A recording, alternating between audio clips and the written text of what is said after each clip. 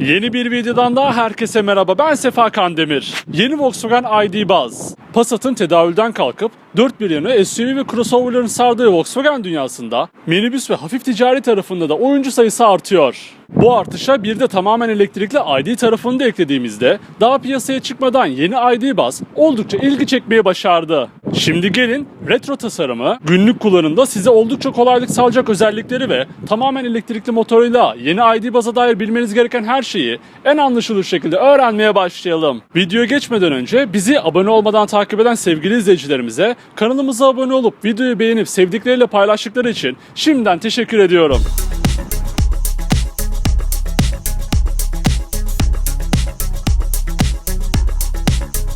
Tasarımında Volkswagen'in efsanevi modeli T1 Microbus'tan etkilenilen yeni ID Buzz sizi 2020'lerde 1950'lere götürüyor. Hem geçmişi seven hem de geleceği kucaklamak isteyenlerin tercihi olabilecek yeni ID Buzz, Volkswagen'in elektrikli otomobil platformu MEB üzerinde üretiliyor. Yeni ID Buzz'a önden baktığımızda dedesi T2'ye bir hayli benzeyen bir tasarıma sahip olduğunu görüyoruz. Ona tam karşısından bakıldığında size gülümseyen bir surat ifadesiyle bakan yeni ID Buzz'ın farları bir minibüste sahip olabileceğiniz en iyi performansa sahip olmalarıyla ön plana çıkıyor. Ortasında büyük bir Volkswagen logosunun yer alıp LED gündüz farlarıyla imzasını attığı bu farlar Matrix teknolojisiyle size maksimum görüş açısı sunuyor. Yeni multibanda da benzer şekilde olan daha kapalı bir tasarımda gelen yeni ID Buzz'ın çift renkli ön tasarımına retro bir tam yıldız veriyorum. Yeni ID Buzz'ın silecek suyunu ve diğer bakımlarını yapmak içinse nostaljik şekilde açılan kaputtan yardım almanız gerekiyor. Yeni ID Buzz'ın şeker mi şeker, tatlı mı tatlı profil tasarım detaylarını gelin hep birlikte öğrenelim. Yeni ID Buzz'ın profilini T2 ile kıyasladığımızda sahip olduğu retro ruhunun korunmaya çalışıldığını görüyoruz. Geniş ve büyük ön camların C sütununa kadar şeklini koruduğu profilde ferah bir iç mekan beklentisi daha araca girmeden kendini hissettiriyor. Buna ek olarak farklı renkteki ön tampondan başlayıp stoplara kadar uzanan düz omuz çizgisi de geçmişe bir gönderme yapmış. T2'ye atıfta bulunulan bir diğer detay ise C sütunu üzerindeki şeritler olmuş. Yeni ID Buzz'ı farklı kılıp benim duyduğumda oldukça şaşırdığım şey ise tekerlerin boyutu oldu. Önlerde 235-60-19, arkalarda 255-50-19 boyutlarında lastiklerin sunulduğu yeni ID Buzz, verimlilik konusundaki iddiasını detaylarıyla gösteriyor. Bununla birlikte tek renk ya da çift renk olarak da satın alınabilen katalogda 11 farklı birbirinden güzel seçenek beğeninize sunuluyor. Yeni Volkswagen ID Buzz'ın benim en beğendiğim kısımlarından arka tarafını gelin hep birlikte inceleyelim. Yeni ID Buzz'ın arka tasarımını T2 ile kıyasladığımızda dedesine en az benzeyen kısmını da bulmuş oluyoruz. Volkswagen modellerinin imzası olan yatay ve ortada şerit ledle birbirine bağlanan stoplar yeni ID Buzz'ın arka tarafının daha geniş durmasını sağlamış. Ön taraftaki gülen surata nazaran arkadaki ciddi bakışlar yeni ID Buzz'ın arkasında ilerlerken sizi biraz ürkütebilir. Düz bagaj kapağının ortasında büyükçe bir marka logosu ve onun hemen altında model isim yazısına yer verilmiş. Plaka boşluğu ise bagaj kapağının altında kendine yer bulmuş.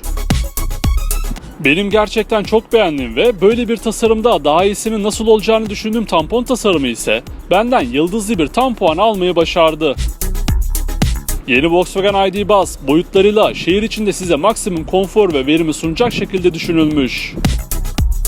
Yeni ID Buzz 4712 mm ile yeni T7'den 261 mm daha kısa, 1985 mm ile yeni T7'den 44 mm daha geniş ve 1937 mm ile yeni T7'den 30 mm daha yüksek boyutlar sunuyor.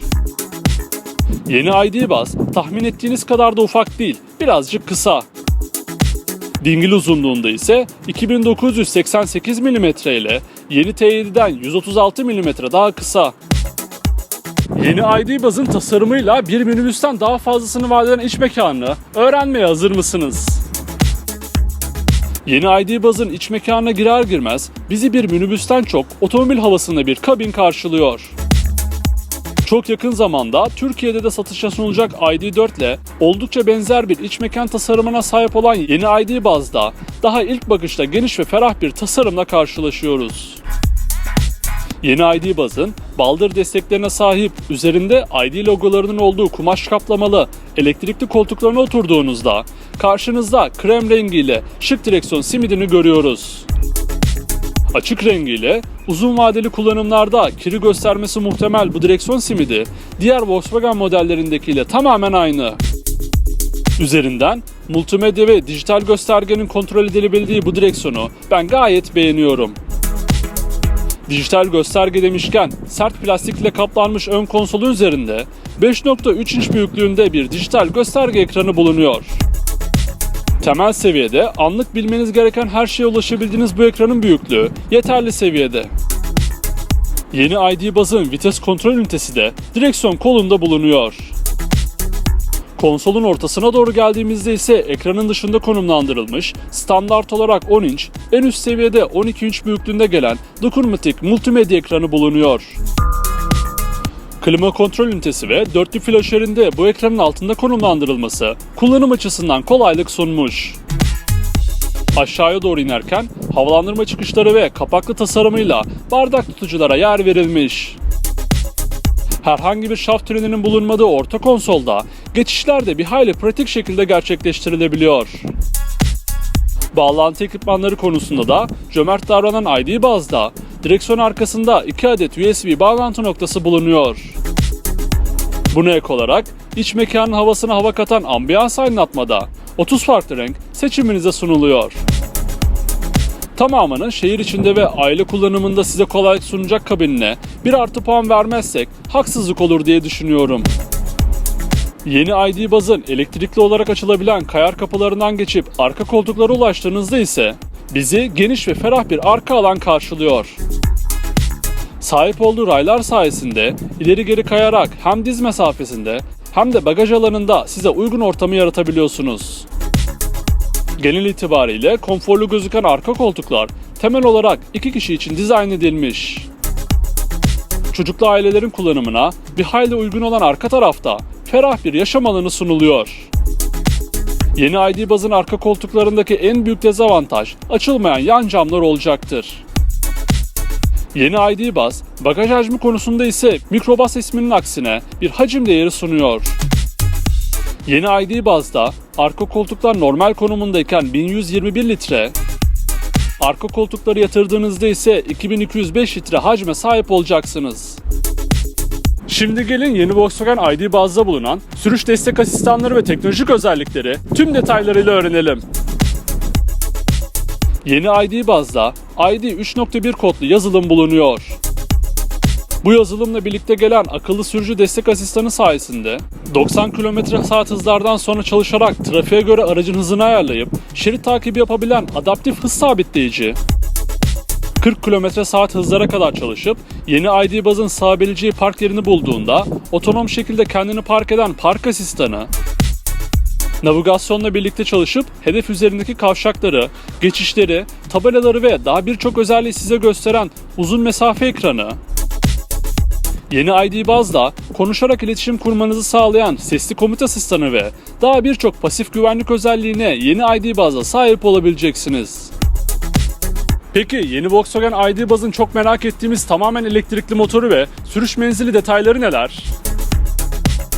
Yeni ID Buzz'da ilk etapta yalnızca tek bir varyasyonda gelecek elektrikli motor bulunuyor.